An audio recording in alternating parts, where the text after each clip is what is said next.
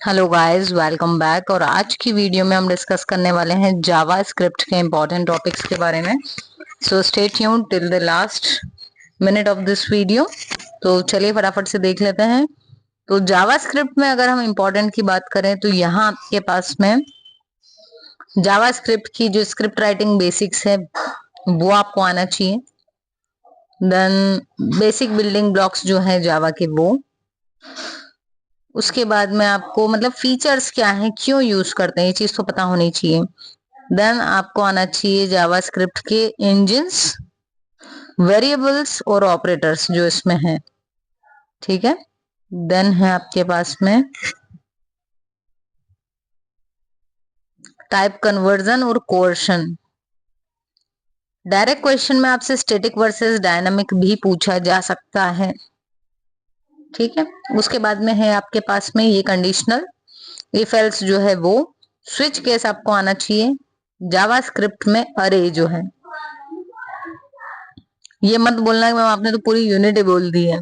ठीक है। एक सिंपल सा प्रोग्राम याद कर लो, भले ही तो आप अरे का कर लो तो उसमें आपका फॉर लूप आ जाएगा। ठीक है। और या फिर आप इवन और ऑड वाला ले लो, तो दो प्रोग्राम कर लो कम से कम, तो उसमें आपका इफ एल्स भी आ जाएगा और एक में आपका फॉर लूप आ जाएगा और अरेज भी आ जाएंगे।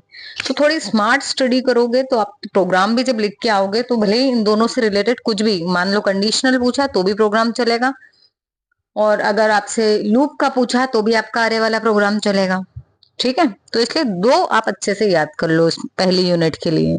तो जब ये दो प्रोग्राम याद करोगे तो अरे भी क्लियर हो जाएंगे, बेसिक्स उसकी कैसे डिक्लेयर करते हैं। एंड ट्रस्ट करो, जब आप ऐसा लिख के आओगे डेफिनेटली आपकी मार्किंग काफी सुधरेगी। ठीक है। तो आपके अरे के जो टाइप्स हैं वो पता होना चाहिए आपको। ठीक है।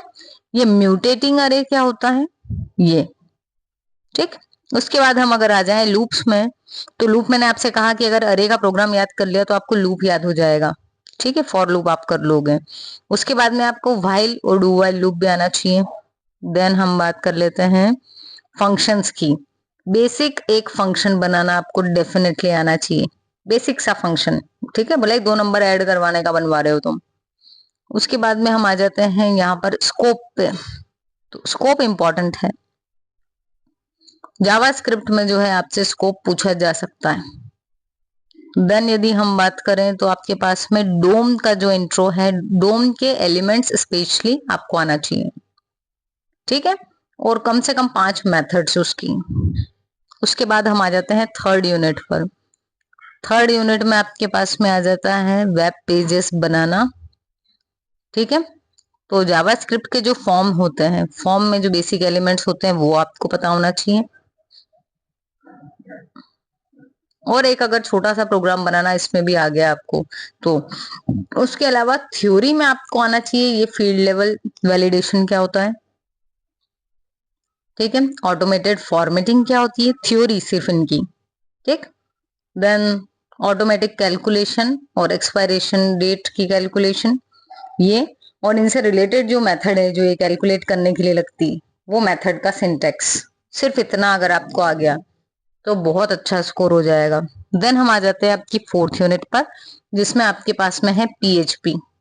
ठीक है। तो पीएचपी में कमेंट किससे शो करते हैं ये ऑब्जेक्टिव में भी पूछ सकते हैं आपसे।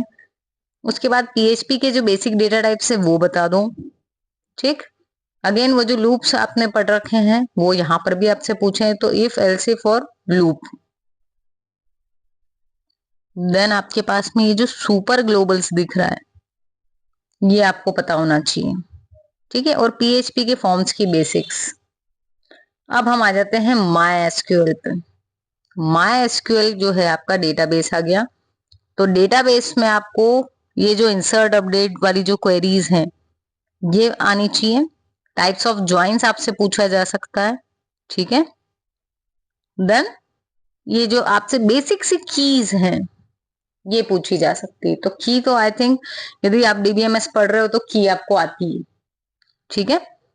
तो अगर ये सब कर लेते हो और फिर अगर आप ये छोड़ते हो डेटाबेस कनेक्टिविटी वाला तो छोड़ सकते हो, क्योंकि ये थोड़ा सा टेक्निकल हो जाएगा। यदि आप ज्यादा टेक्निकल चीजों में आपका इंटरेस्ट नहीं है तो ये आपका नहीं हो पाएगा। ठीक है। बट अगर आप इनमें से कुछ आप कोताही बरत रहे हो कि मैं नहीं करूंगा, तो फिर आपको डेटाबेस कनेक्टिविटी अच्छे से आनी चाहिए। ठीक है।